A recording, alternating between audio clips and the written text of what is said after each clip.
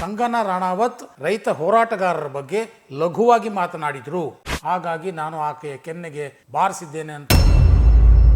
ಕಪಾಳಕ್ಕೆ ಹೊಡೆದ ಆ ರಕ್ಷಣಾ ಸಿಬ್ಬಂದಿ ಕೆಲಸ ಕಳ್ಕೊಂಡ್ರೆ ನಾನು ಕೆಲಸ ಕೊಡ್ತೀನಿ. ದದ್ಲಾನಿಯವರ ಕಪಾಳಕ್ಕೆ ಹೊಡೆಯೋದಕ್ಕೆ ಒಪ್ತಾರ ದದ್ಲಾನಿಯವರು? ಅಪಾಯಕಾರಿ ಸನ್ನಿವೇಶಕ್ಕೆ ದೂಡುತ್ತೆ ಅನ್ನುವಂತಹ ಲವಲೇಶದ ಜ್ಞಾನವೂ ಇಲ್ಲ. ಸೆಲೆಬ್ರಿಟಿಗಳು ಯಾರೇ ಆದರೂ ಸರಿ, ಬಹಿರಂಗ ಹೇಳಿಕೆ ನೀಡುವಾಗ ಎಚ್ಚರಿಕೆ ಇರಬೇಕು, ಜಾಗ್ರತೆ ವಹಿಸಬೇಕು.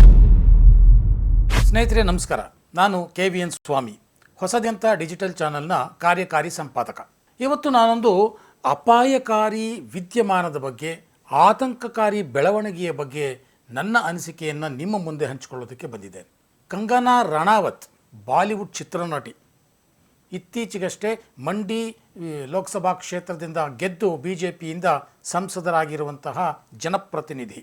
ಚಂಡೀಗಢ ವಿಮಾನ ನಿಲ್ದಾಣದಲ್ಲಿ ಅವರ ಕೆನ್ನೆಗೆ ಒಬ್ಬ ರಕ್ಷಣಾ ಸಿಬ್ಬಂದಿ, ಕುಲ್ವಿಂದರ್ ಕೌರ್ ಅನ್ನುವಂಥ ಒಬ್ಬ ರಕ್ಷಣಾ ಸಿಬ್ಬಂದಿ, ಆಕೆ ಕಂಗನಾ ಅವರಿಗೆ ಕಪಾಳ ಮೋಕ್ಷ ಮಾಡಿದ್ದು ನಿಮಗೆಲ್ಲ ಗೊತ್ತೇ ಇದೆ. ಕಂಗನಾ ರಾಣಾವತ್ 2020ರಲ್ಲಿ ನಡೆದಂತಹ ರೈತ ಹೋರಾಟದ ಸಂದರ್ಭದಲ್ಲಿ ರೈತ ಹೋರಾಟಗಾರರ ಬಗ್ಗೆ ಲಘುವಾಗಿ ಮಾತನಾಡಿದರು. ಅವರು 100 ರೂಪಾಯಿಗೆಲ್ಲ ಅಲ್ಲಿ ಬಂದು ಹೋರಾಟ ಮಾಡ್ತಾರೆ ಅನ್ನುವಂಥ ಮಾತನಾಡಿದರು. ನಮ್ಮ ತಾಯಿಯೂ ಕೂಡ ಹೋರಾಟದಲ್ಲಿ ಭಾಗವಹಿಸಿದರು. ಹಾಗಾಗಿ ನನ್ನ ಮನಸ್ಸಿಗೆ ನೋವಾಗಿದೆ, ಹಾಗಾಗಿ ನಾನು ಆಕೆಯ ಕೆನ್ನೆಗೆ ಬಾರಿಸಿದ್ದೇನೆ ಅಂತ ಮಾತನ್ನು ಕುಲ್ವಿಂದರ್ ಕೌರ್ ನೇರವಾಗಿ ಹೇಳಿ ತನ್ನ ಕ್ರಮವನ್ನು ಸಮರ್ಥಿಸಿಕೊಂಡಿದ್ರು. ಅದು ಕಾನೂನು ಬಾಹಿರ ಅನ್ನುವಂಥದ್ದು ಮೇಲ್ನೋಟಕ್ಕೆ ಕಂಡುಬರುವಂತಹ ಒಂದು ಸಂಗತಿ. ಮತ್ತೆ ಕೆಲವರು ಸೋಷಿಯಲ್ ಮೀಡಿಯಾದಲ್ಲಿ ಕುಲ್ವಿಂದರ್ ಕೌರ್ ಅವರ ಈ ಕ್ರಮವನ್ನು ವೀರೋಚಿತ ನಡಿಗೆ ಅನ್ನೋ ರೀತಿಯಲ್ಲಿ ಬೆಂಬಲಿಸಿ ಖುಷಿ ಪಡ್ತಿದ್ದಾರೆ. ಇವತ್ತು ಚಂಡೀಗಢದಲ್ಲಿ ರೈತ ಸಂಘಟನೆಗಳು, ಪಂಜಾಬಿನ ರೈತ ಸಂಘಟನೆಗಳು ಕುಲ್ವಿಂದರ್ ಕೌರ್ ಅವರಿಗೆ ನ್ಯಾಯ ಸಿಗಬೇಕು ಅಂತ ಆಗ್ರಹಿಸಿ ಭಾರೀ ಪ್ರತಿಭಟನೆಯನ್ನು ಹಮ್ಮಿಕೊಂಡಿವೆ. ಇವತ್ತು ಚಂಡೀಗಢದಲ್ಲಿ ಪಂಜಾಬಿನ ರೈತ ಸಂಘಟನೆಗಳು ಕುಲ್ವಿಂದರ್ ಕೌರ್ ಅವರಿಗೆ ನ್ಯಾಯ ಸಿಗಬೇಕು ಅಂತ ಹೇಳಿ ನ್ಯಾಯ ಯಾತ್ರೆ ಅನ್ನುವಂಥ ಹೆಸರಿನಲ್ಲಿ ಒಂದು ಮೆರವಣಿಗೆಯನ್ನು ನಡೆಸಿದವು. ಒಂದು ಕಾನೂನು ಬಾಹಿರ ಚಟುವಟಿಕೆಗೆ ಈ ರೀತಿಯ ಬೆಂಬಲ ಅಷ್ಟೇ ಅಲ್ಲ, ವಿಮಾನ ನಿಲ್ದಾಣಕ್ಕೆ ಒಂದಷ್ಟು ಜನ ಬಂದರು ಕುಲ್ವಿಂದರ್ ಕೌರ್ ಅವರನ್ನು ಅಭಿನಂದಿಸಬೇಕು ಅಂತ. ಖಲಿಸ್ತಾನಿ ಉಗ್ರವಾದಿಗಳ ಪರ ಸಹಾನುಭೂತಿ ಇರುವಂಥವರು. ಎಲ್ಲಿಂದ ಎಲ್ಲಿಗೆ ಲಿಂಕ್ ನೋಡಿ ಸ್ನೇಹಿತರೆ.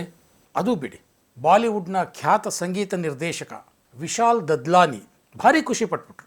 ನಾನು ಕಪಾಳಕ್ಕೆ ಹೊಡೆದಿದ್ದನ್ನು ಒಪ್ಪಿಕೊಳ್ಳೋದಿಲ್ಲ, ಆದರೆ ಕಪಾಳಕ್ಕೆ ಹೊಡೆದ ಆ ರಕ್ಷಣಾ ಸಿಬ್ಬಂದಿ ಕೆಲಸ ಕಳ್ಕೊಂಡ್ರೆ ನಾನು ಕೆಲಸ ಕೊಡ್ತೀನಿ ಅನ್ನುವಂಥ ಮಾತನ್ನು ದದ್ಲಾನಿ ಹೇಳಿದರು.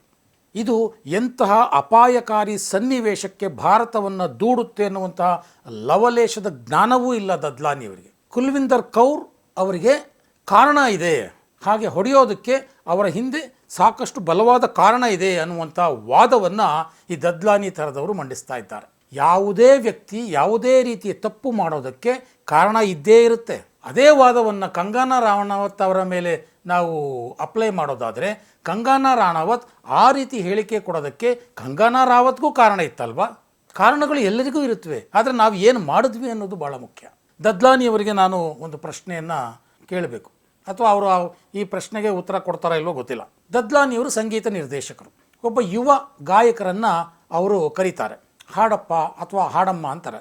ಆಕೆನೋ ಅಥವಾ ಆತನೋ ಹಾಡ್ತಾರೆ. ನಿನ್ನ ಹಾಡು ಚೆನ್ನಾಗಿಲ್ಲ ಅಂತ ಬೈದು ಕಳಿಸ್ತಾರೆ.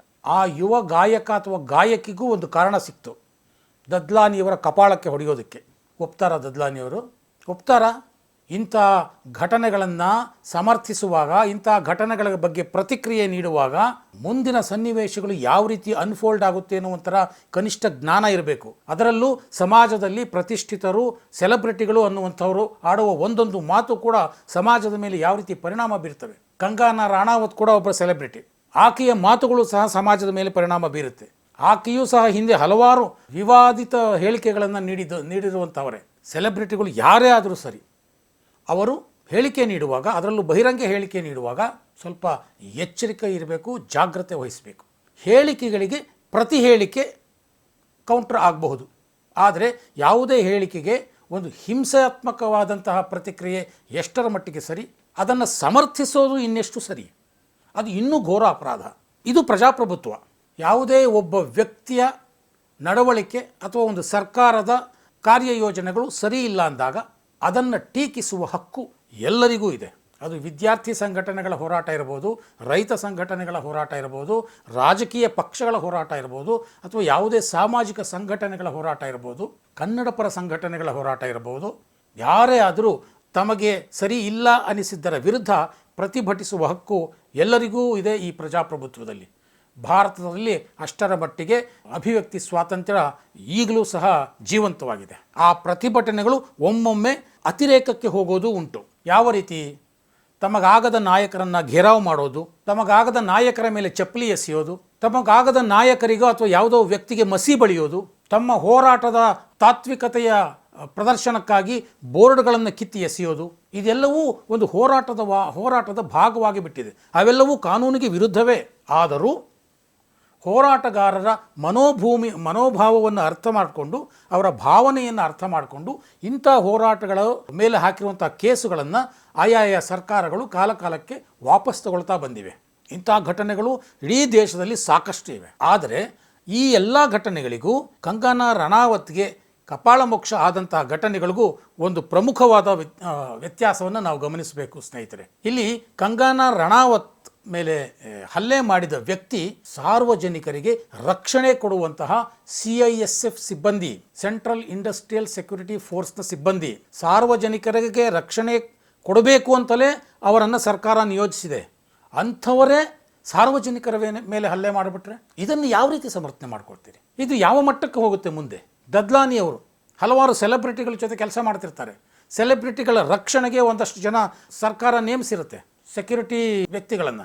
ಅವರು ಹಾಡಿದ್ದು ಸರಿ ಇಲ್ಲ, ಅವರು ಹಾಡಿದ ಹಾಡು ನನಗೆ ಇಷ್ಟ ಆಗಲಿಲ್ಲ ಅಂತ ಆ ಸೆಕ್ಯೂರಿಟಿಯವರೇ ತಿರುಗಿ ಬಿದ್ದುಬಿಟ್ರೆ ನಮ್ಮ ವ್ಯವಸ್ಥೆ ಎಲ್ಲಿಗೆ ಹೋಯಿತು? ಇಂಥ ಅವ್ಯವಸ್ಥೆಯ ಹಲವಾರು ಉದಾಹರಣೆಗಳು ನಮ್ಮ ಮುಂದಿದೆ. ರಾಜೀವ್ ಗಾಂಧಿ ಶ್ರೀಲಂಕಾಕ್ಕೆ ಹೋದಾಗ ಅಲ್ಲಿನ ಸೇನೆ ಅವರಿಗೆ ಗೌರವಾರ್ಪಣೆ ಸಲ್ಲಿಸುವಾಗ ಶಿಸ್ತಿನಿಂದ ಸೇನೆಯ ಸಾಲಿನಲ್ಲಿ ನಿಂತಿದ್ದಂತಹ ಒಬ್ಬ ಸೈನಿಕ ಇದ್ದಕ್ಕಿದ್ದಂತೆ ತನ್ನ ಬಂದೂಕನ್ನು ಎತ್ತಿ ರಾಜೀವ್ ಗಾಂಧಿ ತಲೆಗೆ ಹೊಡೆದಿದ್ದ. ಇದು ಎಂಥ ಅರಾಜಕತೆಯನ್ನು ಸೃಷ್ಟಿಸುವಂತಹ ಪರಿಸ್ಥಿತಿ. ಅಷ್ಟೇ ಯಾಕೆ, ನಮ್ಮ ದೇಶದ ಪ್ರಧಾನಿ ಇಂದಿರಾ ಗಾಂಧಿ ಅವರ ರಕ್ಷಣೆಗೆ ನಿಯೋಜಿಸಿದ್ದಂತಹ ಒಬ್ಬ ಅಂಗರಕ್ಷಕ ಬಿಯಾನ್ ಸಿಂಗ್, ಆತನೇ ಇಂದಿರಾ ಗಾಂಧಿಯವರನ್ನು ಭೀಕರವಾಗಿ ಹತ್ಯೆ ಮಾಡಿಬಿಟ್ಟ. ದದ್ಲಾನಿಯವರ ಈ ಮನಸ್ಥಿತಿ ಅಥವಾ ದದ್ಲಾನಿ ಅಂಥವರ ಈ ಮನಸ್ಥಿತಿ, ಕೆಲಸ ಹೋದರೂ ಪರವಾಗಿಲ್ಲ ನನಗೆ ಇನ್ನೊಂದು ಕೆಲಸ ಸಿಗುತ್ತೆ ಅನ್ನುವಂಥ ಒಂದು ಮನಸ್ಥಿತಿಯನ್ನು ಈ ರೀತಿಯ ವ್ಯಕ್ತಿಗಳಲ್ಲಿ ಬೆಳೆಸುತ್ತೆ ಅನ್ನುವಂಥದ್ದು ಕನಿಷ್ಠ ಜ್ಞಾನ ಬೇಡವಾ? ರಕ್ಷಣಾ ಇಲಾಖೆಯಲ್ಲಿ ಇರ್ಬೋದು, ಪೊಲೀಸ್ ಇಲಾಖೆಯಲ್ಲಿ ಇರ್ಬೋದು, ಗೃಹರಕ್ಷಕ ದಳ ಇರ್ಬೋದು. ಮುಂದಿನ ದಿನಗಳಲ್ಲಿ ಯಾರೋ ನಾಯಕ ಹೇಳಿದ್ದು ನನಗೆ ಸರಿ ಇಲ್ಲ ಅಂತ ಆ ನಾಯಕನಿಗೆ ಹೊಡೆದು ಬಿಟ್ರೆ ಪರಿಸ್ಥಿತಿ ಎಲ್ಲಿಗೆ ಹೋಗುತ್ತೆ? ಕಾನೂನು ಸುವ್ಯವಸ್ಥೆ ಯಾವ ಮಟ್ಟಕ್ಕೆ ಇಳಿಯುತ್ತೆ? ಇದರ ಕನಿಷ್ಠ ಜ್ಞಾನ ಘಟನೆಯಲ್ಲಿ ಸಂಭ್ರಮ ಪಡ್ತಿರುವಂಥವ್ರಿಗೆ ಇರಬೇಕಲ್ವ? ದಯವಿಟ್ಟು ನನ್ನ ಒಂದು ಕಳಕಳಿ, ಯಾವುದೇ ರಾಜಕೀಯ ವ್ಯಕ್ತಿಯನ್ನು ವಿರೋಧಿಸಿ ಟೀಕಿಸಿ, ಯಾವುದೇ ಘಟನೆಯನ್ನು ವಿರೋಧಿಸಿ ಟೀಕಿಸಿ, ಯಾವುದೇ ಸಿದ್ಧಾಂತವನ್ನು ವಿರೋಧಿಸಿ ಟೀಕಿಸಿ, ಆದರೆ ಈ ವಿರೋಧದ ಭರದಲ್ಲಿ ಇದು ಅರಾಜಕ ಸನ್ನಿವೇಶಕ್ಕೆ ದಾರಿ ಮಾಡಿಕೊಡುವಂಥ ಪರಿಸ್ಥಿತಿಯನ್ನು ಮಾತ್ರ ದಯವಿಟ್ಟು ತರಬೇಡಿ ಅನ್ನುವಂಥದ್ದು ನನ್ನ ಕಳಕಳಿಯ ಮನವಿ.